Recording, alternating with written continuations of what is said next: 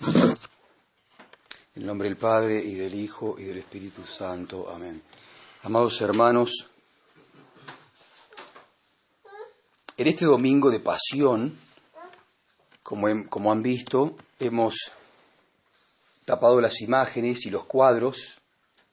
La Iglesia manda eso para que pensemos solamente o centremos nuestros pensamientos en la pasión de Cristo, en todo lo que nuestro Señor tuvo que sufrir.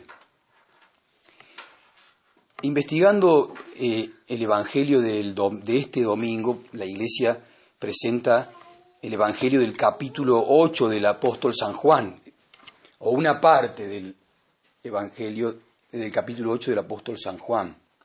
Este capítulo, en verdad, contiene muchas enseñanzas para el tiempo que nos toca vivir. Vamos a hacer, como hemos hecho algunas veces, un repaso de todo el capítulo, porque el capítulo tiene distintos temas.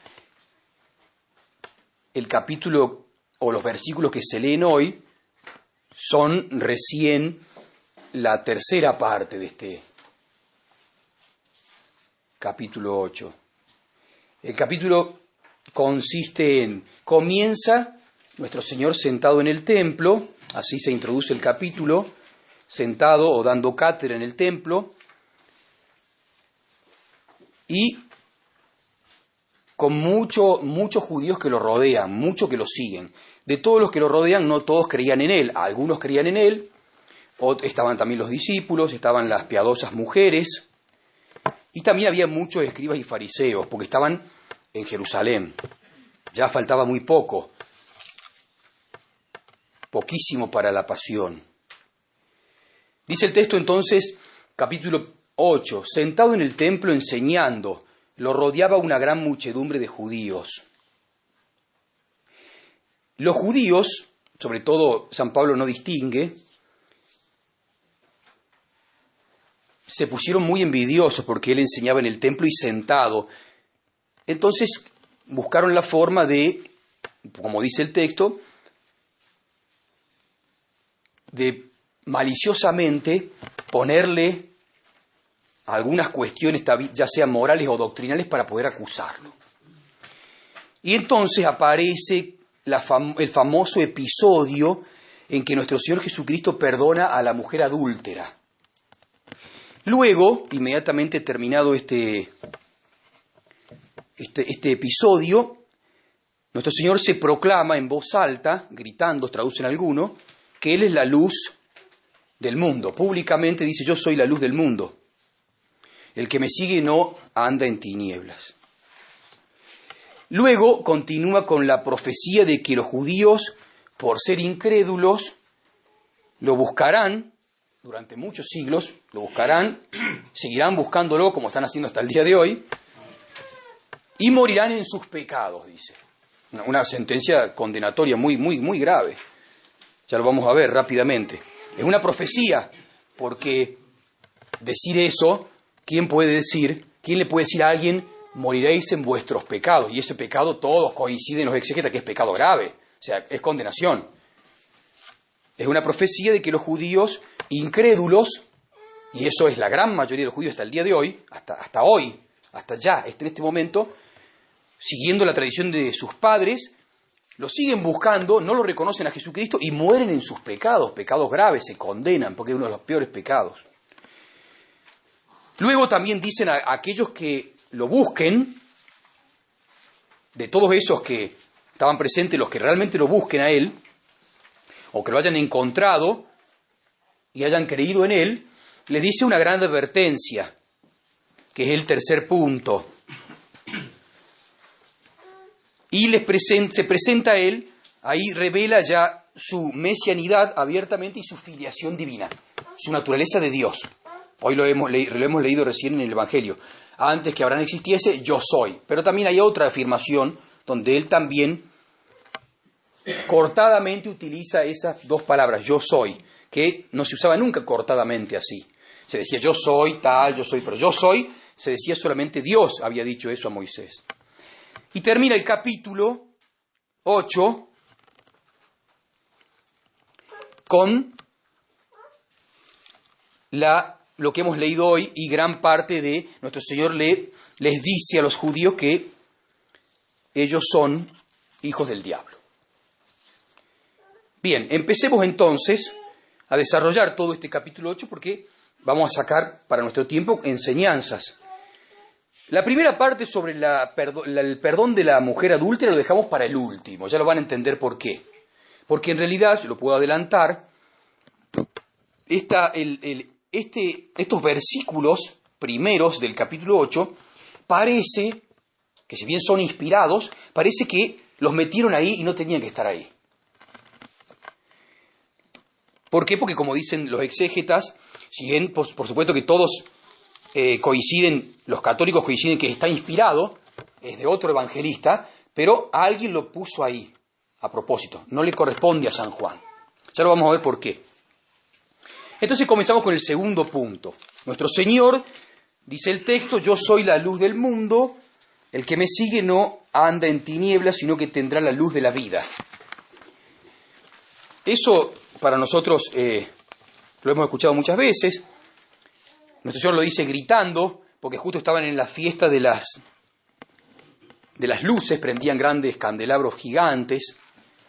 Y nuestro Señor le dice que no presten atención tanto a esos candelabros, porque esas menorá, dice que habían menorá gigantes que las prendían, mantenidas con aceite. Dice que no se preocupen por eso porque Él es la luz del mundo. Nuestro Señor entonces, según las profecías, al decirse que Él es la luz del mundo, los que estaban presentes, los judíos, entendieron que Él se refería a pasajes de los profetas, como por ejemplo Isaías tiene muchos pasajes en sus 65 capítulos donde dice que el Mesías será la luz del mundo, la luz de las naciones, la luz de Israel, la luz de las naciones. Con esta metáfora de la luz del mundo, nuestro Señor expresa su magisterio, dicen los exégetas, sobrenatural y religioso, y su obra salvadora. La luz de la vida se contrapone a caminar en tinieblas. A partir de ahí, no era más, como decían los judíos, que si uno no participaba del pueblo judío y no seguía la ley, andaba en tinieblas, sino que a partir de ahí, el que no está con Cristo camina en tinieblas, necesariamente. Eso lo dice Él. Si Él dice, yo soy la luz del mundo, el que me sigue no anda en tinieblas, por lo tanto, el que no lo sigue anda en tinieblas. Y las tinieblas esas no son tinieblas de la oscuridad de la noche, que es tan benigna que tenemos nosotros, sino las tinieblas del infierno, las tinieblas de las cosas malas. Los fariseos y los escribas entienden que se aplica esa metáfora de Isaías de ser luz del mundo. Dice así el texto, uno de los tantos, son como 5 o 6 textos. Levántate, ilumínate, que viene ya tu luz y la gloria de Yahvé sobre ti. ¿Sí? Nuestro Señor se aplica a eso. Eso enoja, por supuesto, a todo ese auditorio, enoja a los escribas y fariseos, a las autoridades. He aquí que está cubierta la tierra de tinieblas. El único que tiene luz es Él. Y de ti oscuridad, y de tu oscuridad los pueblos. Sobre ti viene la aurora de Yahvé y en ti se manifiesta su gloria. Entonces el Señor se aplica ese texto del Antiguo Testamento en una época que la expectación del Mesías era mucho más que la de otros tiempos anteriores en Israel. Los judíos entonces le replican, o sea, le devuelven, porque entendieron, le responden que el testimonio vuestro no vale, porque es un solo testimonio. O sea, se hacen leguleyos, digamos, utilizan la ley. El Señor no rehúsa ese argumento. No es que en este momento le va a decir, no, la ley mata y el Espíritu... No, Él no dice nada, al contrario, le responde con la misma ley. Él dice, el testimonio propio, ellos citaron un pasaje del Antiguo Testamento que dice, el testimonio propio no tiene valor en causa propia. Eso es lógico. Eso después lo adoptan todos, el derecho, todos los derechos del mundo, especialmente el Código de Derecho Canónico, y después pasa a todas las naciones. En realidad eso es lógico. El derecho el testimonio propio no tiene valor en causa propia. Eso es lo que le dicen los judíos. El Señor le concede eso. Mi testimonio, dice, no tiene valor. Pero el Señor le responde con otra ley también. Pero de mí da testimonio mi Padre.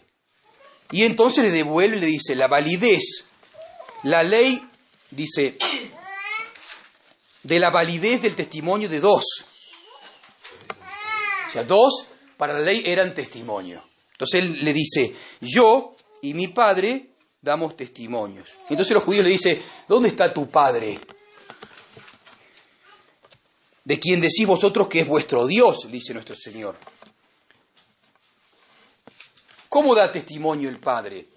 Y nuestro Señor le responde, muy sabiamente, continuando con el argumento de ellos, les concede eso, le concede seguir según la ley. Según la ley, ellos dicen, tú das testimonio, y tienen razón, porque si uno da testimonio, si todo aquel que se diga Mesías habría que seguirlo, esto sería un desorden gigante. Incluso lo trasladamos a las religiones. Si toda religión, como dicen hoy en día, que es verdadera, habría que seguirla, porque todas dicen que se atribuyen ser verdaderas. Tiene que haber otra cosa que dé testimonio para demostrar cuál es la verdadera, como Cristo dijo, está bien, mi testimonio, está bien, no vale, pero son dos, yo y el Padre. Y entonces, ¿cuál es el testimonio que da el Padre? Les explica nuestro Señor. No solo la materialidad de las personas son las que cuentan. No hace falta traer que el Padre venga en persona, aunque el Padre habló a los escogidos, les habló, por ejemplo, Pedro, Santiago y Juan le habló en el templo, en la montaña. También el Espíritu Santo se apareció y San Juan Bautista y los que estaban ahí bautizándose también escucharon la voz del Padre. Pero a los judíos no le va a dar ninguna voz, sino que dice Cristo, no solo la materialidad de las personas son las que cuentan, hay otra forma de testificarles, otra forma de testificar. El Padre, que mora en mí, hace sus obras, o sea, su enseñanza y sus milagros. De esta manera, el Padre ha testificado de mí. Y si lo aplicamos a la Iglesia Católica, la única religión verdadera, la Iglesia Católica a lo largo de los siglos, por medio de su enseñanza y sus milagros, el milagro de haber transformado al hombre, transformado a la mujer, transformado a la sociedad, demostró que era la religión verdadera. Por eso, el Concilio Vaticano I habla de el milagro de la Iglesia Católica. Dice que la Iglesia es una santa, católica, apostólica, y dice también el milagro de la Iglesia, de todo lo que ha hecho la Iglesia. Cosas que las otras religiones dicen que son verdaderas, y sus enseñanzas antinaturales, muchas y perversas, aunque tengan cosas buenas, cosas buenas, cosas de orden natural, pero tienen enseñanza y no tienen ningún milagro, al contrario. Entonces la única religión verdadera tiene que demostrar con enseñanza y con milagros de que ella es verdadera. Entonces eso nos da una gran tranquilidad sabiendo que la Iglesia Católica no dijo gratis que ella era la verdadera, sino que aparte de decirlo, demostró a lo largo de los siglos, y aparte entre grandes persecuciones, demostró que ella era tan poderosa como para enseñar una doctrina que supera a la capacidad humana, sin embargo, le daba al hombre, por medio de los sacramentos, la gracia de poder cumplir todo eso, y no solamente en el individual, sino en la familia y en la sociedad. Bien, esa es la primera enseñanza. Nuestro Señor continúa y les responde en sus argumentos. Ustedes vosotros decís que mi testimonio no vale y tenés razón, pero yo no estoy solo, sino que el Padre que mora en mí hace sus obras. No me creáis a mí, mis palabras, sino creéis a las obras que yo hago. Y ahí ya tendrían que haberse convencido de lo que acaba de decir, que él era el Mesías. Pero vas un poco más adelante, porque se le termina el tiempo. Pero les dice, vosotros no conocéis al Padre, porque me desconocéis a mí. Los judíos saben que existe el Padre. Y saben que el Padre no aparece.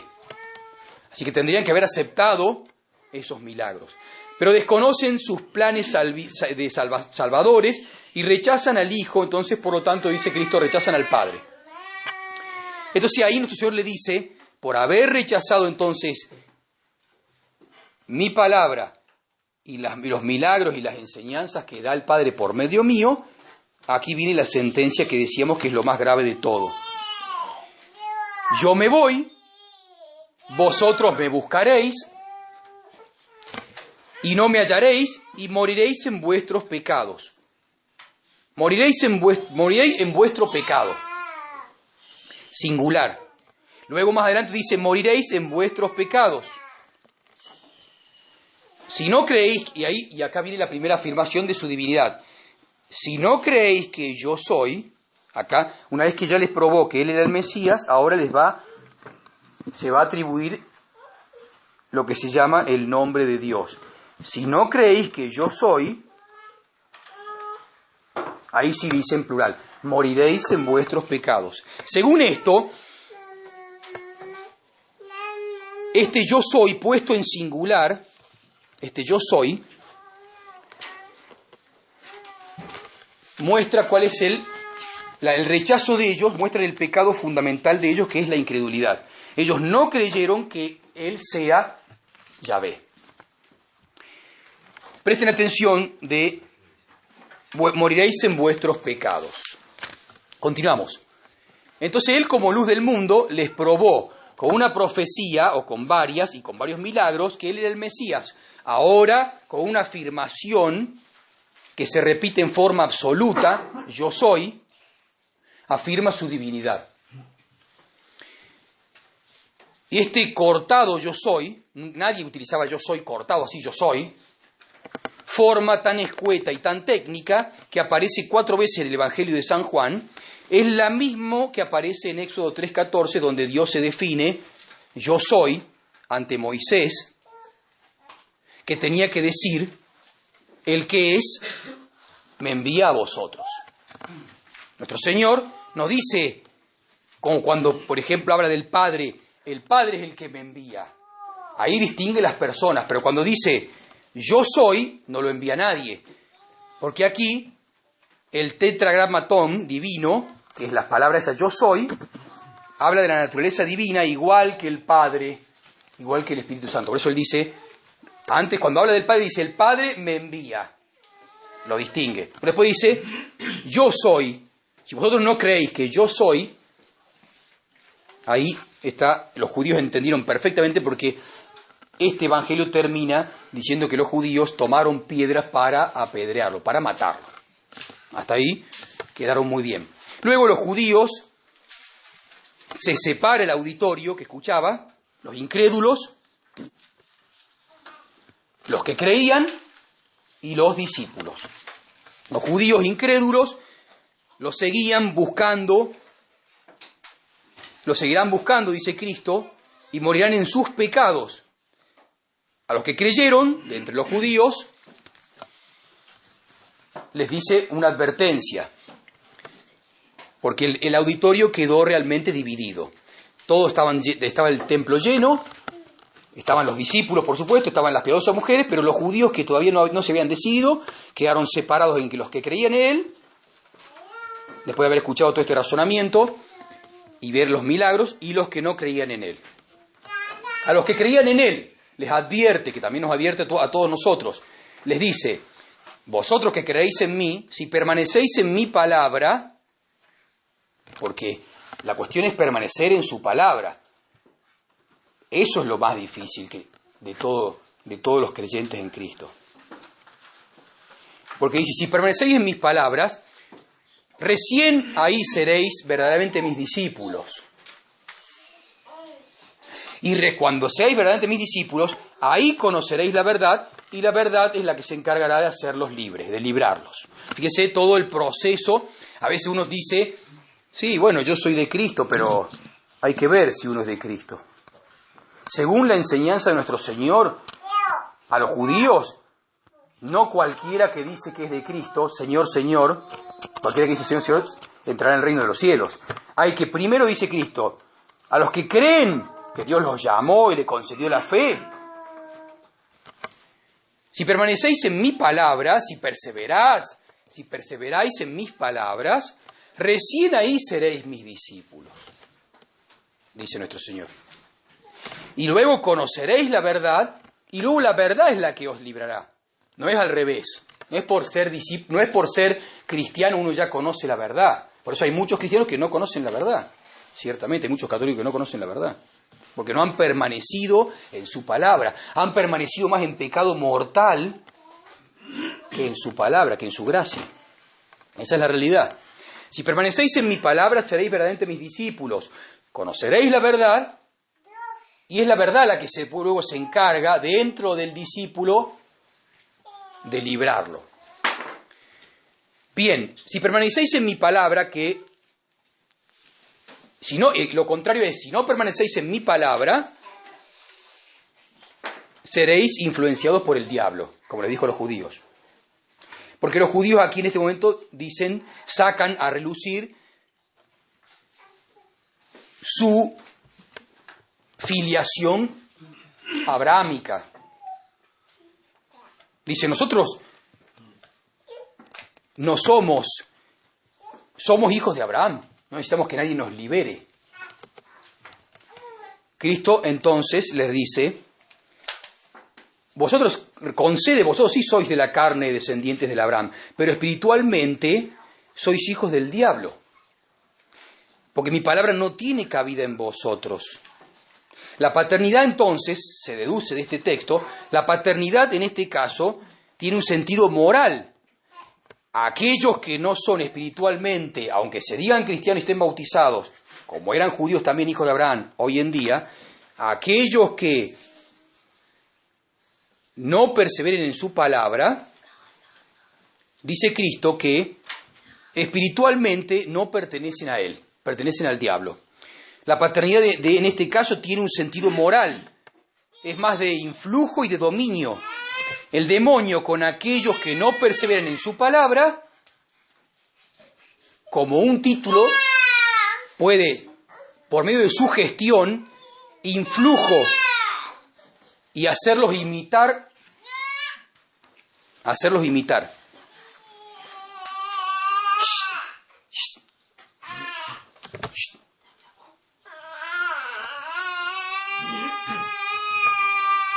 Bueno, seguimos.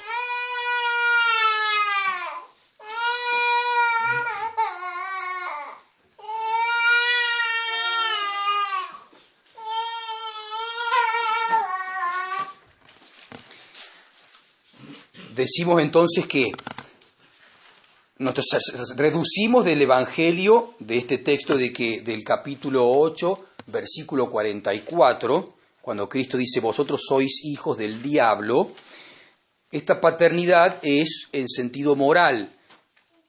Aquellos que no siguen a Cristo, que andan en tinieblas, el diablo influye sobre ellos, el diablo los domina, tiene una especie de sugestión, influjo y los hace imitar. Imagínense los judíos que hace más de 2000 años que siguen bajo la sugestión, el influjo y la imitan al diablo. ¿Cómo estarán hoy en día? Y por eso tienen tanto poder y por eso manejan todas las cuestiones terrenas y diabólicas. Eso fue en aquel momento, imagínense hoy en día. El auditorio entonces judío estaba dividido. Los que se quedan en la sinagoga quedaban como hijos del diablo, necesariamente, y los que habían creído en él, les advierte nuestro Señor que debéis perseverar en mi doctrina. Y eso va a costar perseverar en la doctrina de Cristo. Va a costar porque va a venir la persecución, los van a querer echar de la sinagoga, los van a rechazar, los van a dejar solos, va a haber enfermedades, muerte, peligro de muerte. Pero dice nuestro Señor que si superando todo esto, permanecéis en mi doctrina, recién ahí seréis hijos, seréis verdaderos discípulos. Y recién ahí la verdad os librará. No antes. No viene la libertad enseguida. La palabra es clarísima. Si conservad mi palabra, seréis verdaderamente mis discípulos. Conoceréis la verdad y la verdad os hará libres. Todo esto cuesta permanecer en su doctrina, cuesta realmente. Costó en su época, cuesta ahora. Todos lo sabemos que cuesta muchísimo. Recién seréis libres, dice. Conoceréis la verdad os hará libres. La liberación de que habla nuestro Señor, según los exégetas, es espiritual. Al hacernos cristianos verdaderos, nos libra del error y del pecado. Y por lo mismo del influjo que tiene el demonio sobre aquellos que pecan. Porque Cristo dijo inmediatamente, el que comete pecado es siervo del pecado. Este pecado es mortal. El que comete pecado mortal, o mejor dicho, el que permanece en el pecado mortal, es siervo del pecado, dice, o sea, de Satanás. Tiene influjo. Nuestro Señor, a su vez, le muestra a los judíos, y también es una advertencia para nosotros, los hombres del fin de los tiempos, que hay una servidumbre terrible en que los judíos estaban, y dice que si permanecían, morirían en sus pecados, si permanecieran ahí en esa dureza de corazón. Esa servidumbre es una servidumbre terrible. Esa actitud hostil ante Él. Esto se llama apostasía, ciertamente. Los hace reos de un pecado gravísimo, que es la peor esclavitud, no creer en Él y odiarlo, como vienen haciendo ellos, odiándolo de siglo en siglo, odiar también su obra, como han hecho, y perseguir su obra, perseguir la verdad, y entonces no permite que la verdad los libre de su error judío. Eso es lo que se sigue del Evangelio que hemos leído hoy, o del capítulo 8. Pero también, como digo, es una advertencia para nosotros, porque nuestro Señor dice que el que peca mortalmente, o sobre todo el que vive en el pecado mortal, no se refiere, dice los exégetas, se refiere al pecado mortal, y no se refiere, dice, al pecado ocasional, aquel que trata de vivir en gracia y de repente, por lo sorprende por debilidad y cae en pecado mortal, pero enseguida se levanta, sino que el que vive en pecado mortal es influenciado, dice, el que peca es esclavo de su pecado, es influenciado y dominado por el demonio, y anda en tinieblas. Y aquí entonces viene el Evangelio, acomodamos el Evangelio de la adúltera. Nuestro Señor estaba enseñando en el templo, y así terminamos, todo el pueblo venía a Él, y entonces los escribas y fariseos, envidiosos, le trajeron una mujer sorprendida en flagrante delito de adulterio. La llevaban a lapidar, ya la habían juzgado ellos, ya estaba juzgada, le iban a matar directamente, pero se les ocurrió ponerle esa dificultad de nuestro Señor, llevarla delante de Él a ver si Él consentía con la pena de muerte o la lapidación que iban a hacer los judíos, que ya habían decretado, pero no podían lapidarla porque tenían que presentarla, como sabemos, a los romanos, porque no tenían ellos el poder de matar. Entonces la llevan al templo y se la presentan a nuestro Señor. Voy a leer rápidamente el texto, que lo tengo aquí. Jesús se marchó al monte de los olivos. Al amanecer se presentó otra vez en el templo, y todo el pueblo venía a él. Y habiéndose sentado, les enseñaba. Traen los escribas y fariseos una mujer sorprendida en adulterio, y habiéndola puesto en medio, le dicen, Maestro. Dice el texto que están fingiendo, eso es una duración. No lo consideraban maestro. Maestro, esta mujer ha sido sorprendida en flagrante delito de adulterio. En la ley de Moisés, Él nos manda que a semejantes mujeres la apedreásemos. ¿Tú pues qué dices? Esto decían tentándole para tener de qué acusarle. Pero Jesús, inclinándose hacia el suelo, escribía con el dedo en la tierra. Mas como ellos persistiesen preguntándole, se irguió y les dijo, el que entre vosotros esté sin pecado, tire la primera piedra contra ella. E inclinándose de nuevo hacia abajo, seguía escribiendo en el suelo. Ellos, como estos oyeron, se iban retirando unos a uno, comenzando por los más viejos, y quedó solo Jesús y la mujer de pie en medio, y los que creyeron en él. Alzando Jesús la cabeza, le dijo, mujer, ¿dónde están? Nadie te condenó. Ella dijo, nadie, Señor. Dijo Jesús, tampoco yo te condeno. Anda y desde ahora no peques más.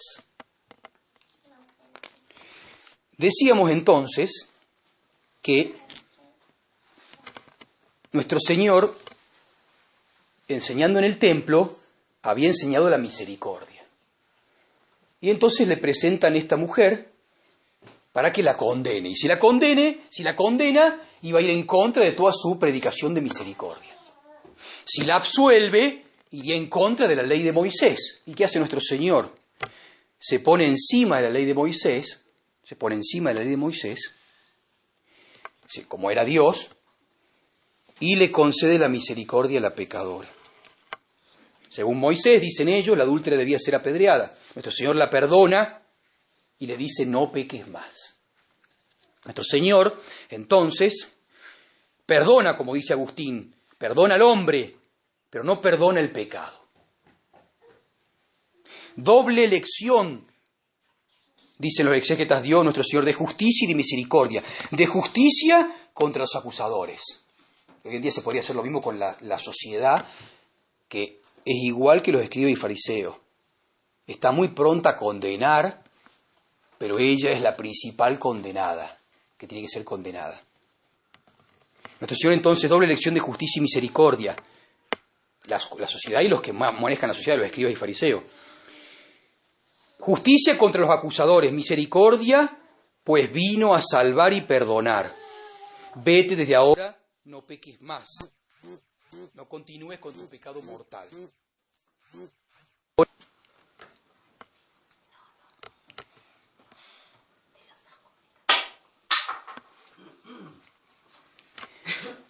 La adúltera iba a la muerte y tiene la gracia de encontrarse con nuestro Señor. Se encuentra contra nuestro Señor, se llena de vergüenza, nuestro Señor le concede el perdón, la gracia y el cambio de vida. Y esto es muy importante para nuestro tiempo. Estos tiempos que son difíciles, tiempos en los cuales se va a hacer cada vez más difícil recibir los sacramentos. Eso así se va demostrando. Incluso hay muchos que ahora quieren recibir los sacramentos y antes no los recibían. Y ahora están viendo cómo hacer para llegar hacia un sacerdote. Por eso todavía creo que Dios da todavía la última oportunidad. Esta mujer no sabía, ya la habían juzgado, ya iba a ser lapidada.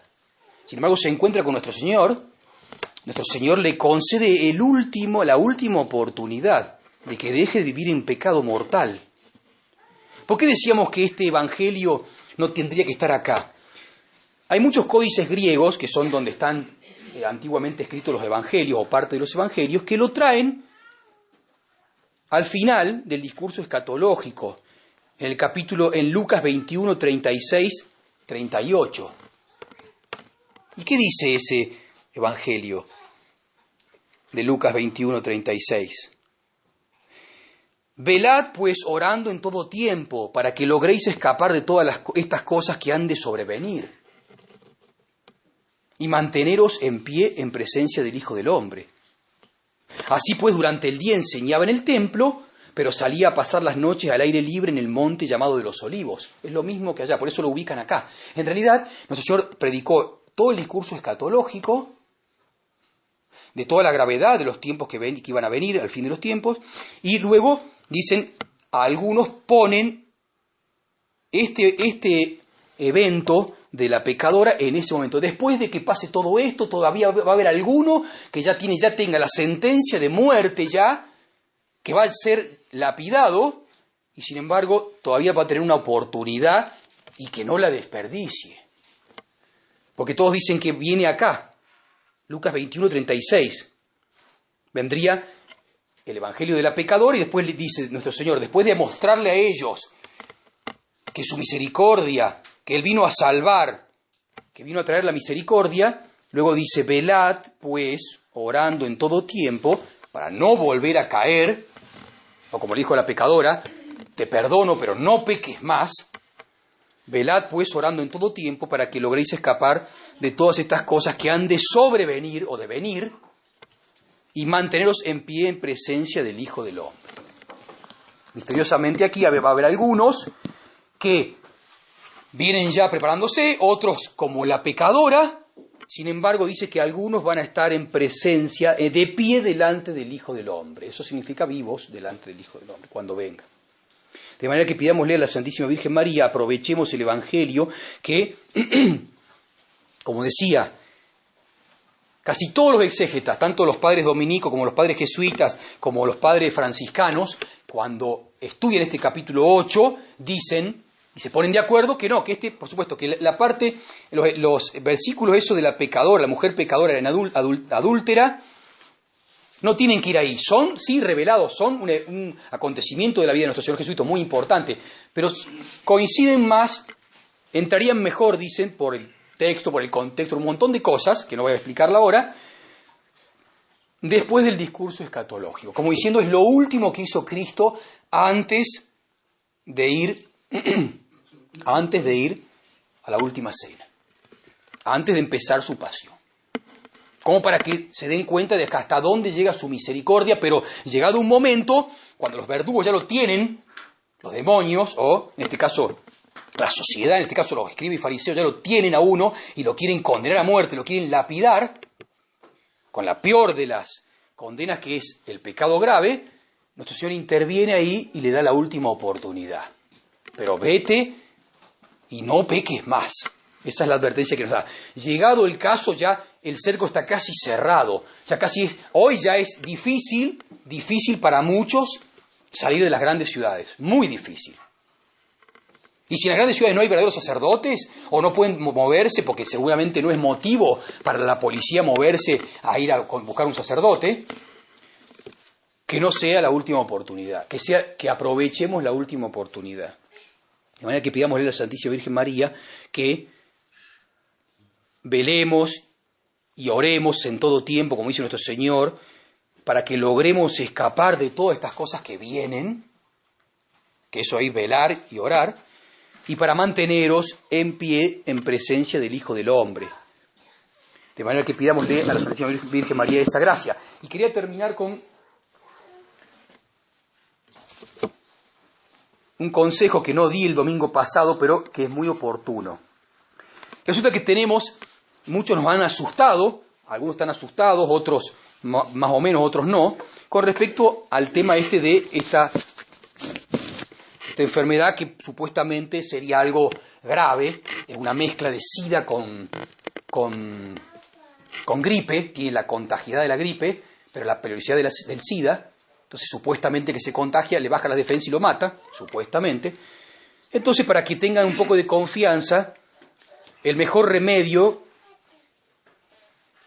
creo yo, son las velas benditas el 2 de febrero, la Candelaria o fiesta de la purificación de la Santísima Virgen María, una de las fiestas de la Virgen más vieja, tiene más de 1600 años o más, ya se conoce desde el 400.